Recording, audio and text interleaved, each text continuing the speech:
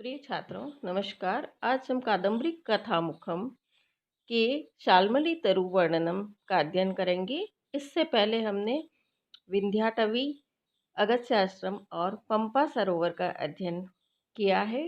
शाल्मली वृक्ष का जो वर्णन कवि ने किया है वह अत्यंत सुंदर किया है। नित्य नूतन कल्पनाओं के माध्यम से शाल्मली वृक्ष का जीवंत वर्णन यहाँ कवि ने प्रस्तुत किया है और शाल्मली वृक्ष में वृद्ध के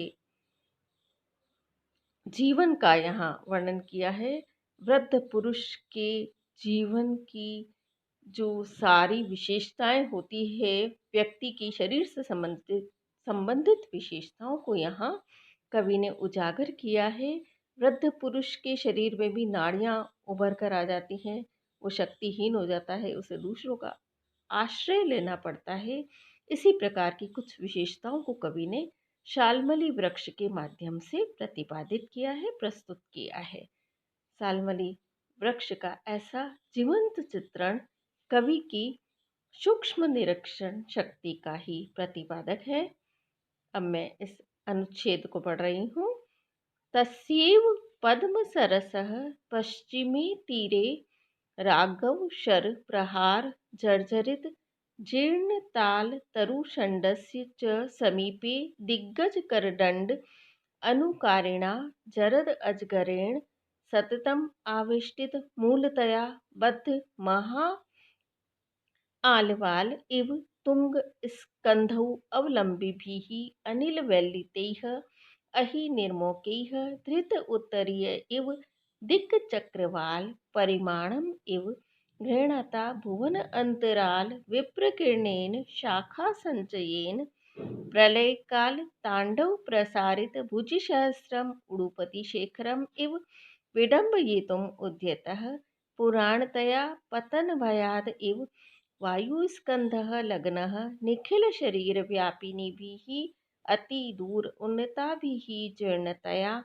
शिराभिः इव परिगतो व्रततिभिः जरा तिलक बिंदुभिः इव कंटकैः आचिततनुः इतस्ततः परिपीत सागर सलिलैः गगन आगतैः पत्र रथैः इव शाखा अंतरेषु निलीयमानैः क्षणम् अम्बुभार अलसैः आर्द्रीकृत पल्लवैः जलधर पटलैः अपि अदृष्टशिखरः तुंगतया नन्दनवनश्रियम् इव अवलोकयितुम् अभि उद्यतः। तस्यैव पद्मसरसः, तस्यैव उस ही पद्मसरसः कमल सरोवर के पश्चिमी तीरे, पश्चिमी तट पर राघव शर प्रहार, राम के शर बाणों के प्रहार से जर्जरित जर्जर हुए जीर्ण ताल तरु षंडस्य, जीर्ण पुराने ताल तरु ताड़ वृक्ष के षंडस्य समूह झुंड के समीप में दिग्गज करदंड अनुकारिणा, दिग्गज दिशाओं के जो हाथी हैं उन्हें दिग्गज कहा गया है। आठों दिशाओं के 8 दिग्गज हैं, तो दिग्गज करदंड, दिग्गज की दंड, डंडे के समान लंबी, कर अर्थात सूंड, तो दिग्गज की डंडे के समान लंबी सूंड का अनुकारिणा अनुकरण करने वाले, दिग्गज के डंडे के समान लंबी सूंड के समान प्रतीत होने वाले, समान लगने वाले जरद अजगरेण, बूढ़े अजगर के द्वारा सततम आवेष्टित मूलतया, सततम निरंतर मूलतया जड़ भाग से लिपटा हुआ, निरंतर लिपटे हुए आबद्ध मूलतया जड़ भाग वाला बद्ध महा आलवाल इव, मानो महा आलवाल बड़ा सा थाला बद्ध बना दिया गया हो। तुंग स्कंधौ अवलंबिभिः अनिल वैलितैः अहि निर्मोकैः धृत उत्तरीय इव, तुंग स्कंधौ ऊंचे प्रकांडों पर, तनों पर, अवलंबिभिः लटकते हुए, अनिल वैलितैः हवाओं के द्वारा हिलाए, हिलते हुए अहि निर्मोकीह, सर्प की निर्मोक अहि सर्प निर्मोक केंचुलिया, सर्प की केंचुलियों के द्वारा धृत उत्तरीय एवं मानव उत्तरीय धारण किए हुए। तो यह हमने देखा है कि वहाँ जो शाल्मली वृक्ष था उसकी जड़ में बूढ़ा अजगर लिपटा हुआ था। तो ऐसा प्रतीत हो रहा था जैसे कि वहाँ बहुत बड़ा थाला बना दिया गया हो और वो बूढ़ा अजगर भी दिग्गज की जो कर है सूंड है उसके समान लंबा था। साथ ही उस वृक्ष के प्रकांडों पर, तनों पर सर्पों की कैचुलियां लटक रही थी। तो कवि ने कल्पना की मानो उस शाल्मली वृक्ष ने अपने ऊपर उत्तरीय, उत्तरीय कहते हैं ऊपरी वस्त्र को, दुपट्टे को धारण कर रहा हो और वो दुपट्टा हवा से हिल रहा हो। जैसे कंधे पर धारण किया हुआ दुपट्टा हवा से हिलता है, वैसे ही उस शाल्मली वृक्ष के ऊपर जो सर्प की कैंचुलियां लगी हुई थी वो हवा से हिल रही थी। तो हिलते हुए दुपट्टे की यहाँ कवि ने कल्पना की है। दिक् चक्रवाल परिमाणम एवं ग्रहणता, दिक् चक्रवाल दिक् दिशाएं, चक्रवाल समूह, दिक् मंडल के परिमाणम, परिमाणम उसके विस्तार के परिमाण को, नाप को, एवं ग्रहणता मानो ग्रहण करते हुए, लेते हुए, भुवन अंतराल विप्रकीर्ण किरणेन, भुवन अंतराल अर्थात अंतरिक्ष, अंतरिक्ष में विप्रकिरणेन शाखा संचयन, शाखा संचयन अपनी शाखाओं की समूह को, अपनी शाखाओं को विप्रकिरणेन फैलाए हुए, प्रलय काल तांडव प्रसारित भुजिसहस्रम उडुपति शेखरम इव विडंबयितुम उद्यतः।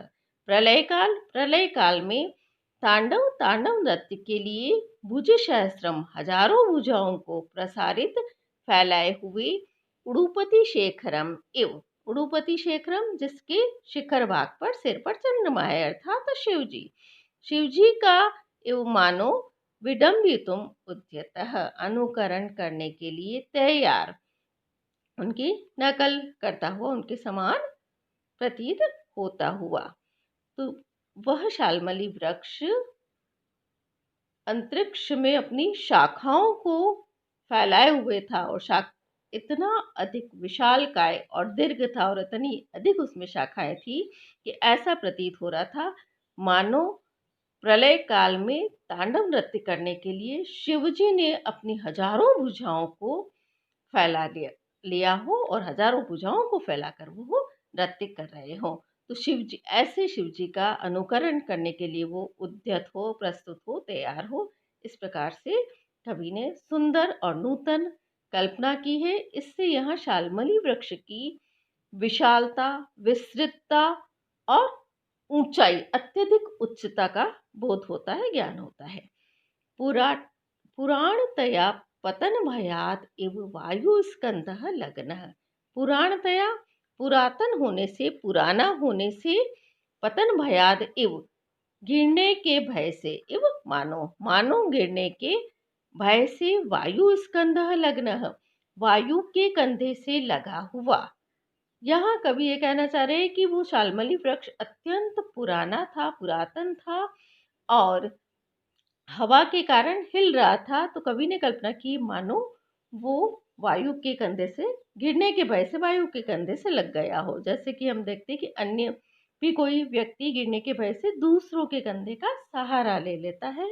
निखिल शरीर व्यापिनी भी ही अति दूर उन्नता भी ही जीर्णतया शिरा भी ही एवं परिगतो रतती भी ही, निखिल शरीर व्यापिनी भी ही संपूर्ण शरीर को व्याप्त करने वाली, जीर्णतया और वृद्धावस्था के कारण, अत्यधिक अवस्था के कारण, अति दूर उन्नता भी अत्यधिक दूर तक, उन्नता भी ऊंचाई तक फैली हुई, परिगत व्याप्त, शिरा भी ही उभरी हुई, अत्यधिक ऊंचाई तक उन्नत, दूर का हम कर लेंगे ऊंचाई तक, बहुत ऊंचाई तक उन्नत उभरी हुई, शिरा भी ही एवं शिरा भी नसों या नाड़ियों के समान, पुरातन होने के कारण, अत्यधिक पुराना होने के कारण, जीर्ण होने के कारण वह शाल्मली वृक्ष भी अति दूर उन्नता भी, अत्यधिक दूरी तक, ऊंचाई तक परिगत फैली हुई व्याप्त प्रकृति भी ही लताओं वाला था। अर्थात उस शाल्मली वृक्ष पर जो लताएं हैं वो बहुत ऊपर तक चढ़ी हुई थी, जैसे कि वृद्धावस्था में पुरुष के शरीर पर नारियां उभरी हुई होती है। जरा तिलक बिंदु भी इव कंटकैः आचित तनुः। जरा वृद्धावस्था के कारण तिलक बिंदु भी ही शरीर में व्याप्त हुए तिलक बिंदुओं अर्थात मस्सों या तिलों के समान वह वृक्ष कंटकैः आचित तनुः, कांटों से व्याप्त शरीर वाला था।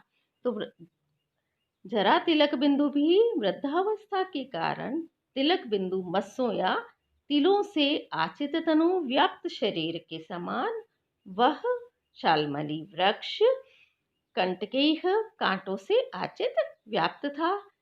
इतस्ततः परिपीत सागर सलिलै गगन आगतै पत्र रथै एव शाखांतरेषु निलीयमानैः। परिपीत सागर सलिलैः, सागर का जल पीकर इतस्ततः इधर उधर से, गगन आगते आकाश मार्ग से आए हुए, पत्र रथी एवं पक्षियों के समान शाखांतरेषु निलीयमाने शाखाओं के भीतर निलीयमाने आच्छन्न हुए छिपे हुए पक्षियों के समान क्षणम अंबुभार अलसेह, क्षण भर के लिए अंबुभार अलसेह जल के भार से अलसेह थके हुए परिश्रांत हुए आर्द्रीकृत पल्लवैः और पत्तों को गीला कर देने वाले जलधर पटलैः बादल समूह के द्वारा अपि भी अदृष्ट शिखर न देखे गए शिखर भाग वाला चोटी प्रदेश वाला तुंगतया नंदनवंशियम इव अवलोकितम अभि उद्यता। तुंगतया ऊंचा होने के कारण, अत्यधिक ऊंचाई के कारण नंदनवंशियम इव मानो नंदनवन की शोभा को, नंदनवन इंद्र का जो कानन है, उपवन है, उसे नंदनवन का है, तो इंद्र के उपवन की शोभा को अवलोकितुम देखने के लिए अभि उद्यतः तत्पर तैयार शाल्मली वृक्ष था। तो यहाँ ये बताया गया है कि जैसे सागर का जल पीकर इधर उधर से आकाश मार्ग से आकर पक्षी उस शाल्मली वृक्ष की शाखाओं के बीच में छिप जाते थे और वे भी उस शाल्मली वृक्ष के ऊपरी भाग को नहीं देख पाते थे, ऐसे ही सागर का जल पीकर आए हुए, इधर उधर से आकाश मार्ग से आए हुए बादल उस शाल्मली वृक्ष की शाखाओं के मध्य में ही अटक जाते थे, बीच में ही छिप जाया करते थे और अपने जल से उस वृक्ष के पत्तों को गीला कर देते थे, लेकिन बीच शाखाओं के बीच में ही, मध्य भाग में ही अटके हुए वे बादल समूह भी शाल्मली वृक्ष के ऊपरी भाग को, शिखर भाग को नहीं देख पाते थे। इससे यह कवि स्पष्ट करना चाहते हैं कि वो शाल्मली वृक्ष इतना अधिक ऊंचा था कि बादल भी उसके बीच के भागों में, बीच की शाखाओं में ही अटक जाते थे, ऊपर तक देख भी नहीं पाते थे। तो अत्यधिक उच्चता, अत्यधिक ऊंचाई, शाखाओं का अत्यधिक विस्तार कवि इससे प्रतिपादित करना चाहता है। साथ ही अत्यधिक ऊंचा होने के कारण ऐसा प्रतीत हो रहा था वह वृक्ष जैसे वह इंद्र के उपवन को देखने के लिए तैयार खड़ा हो। तो इस वर्णन से, इस कल्पना से कवि ने शाल्मली वृक्ष की अत्यधिक उच्चता को प्रतिपादित किया है। बहुत ही ऊंचा था, उसकी शाखाएं बहुत घनी थी, बहुत अधिक विस्तृत थी, फैली हुई थी।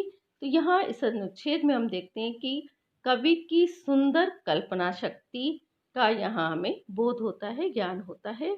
नित्य नूतन कल्पनाओं के माध्यम से कवि ने शाल्मली वृक्ष का इतना सुंदर वर्णन किया है कि उसे जीवंत बना दिया, उसमें जान सी भर दी है और संपूर्ण शाल्मली वृक्ष के माध्यम से एक वृद्ध पुरुष के शरीर का सुंदर और यथार्थ और वास्तविक चित्रण कवि ने प्रस्तुत किया है। कवि की कल्पना शक्ति अजस्र है।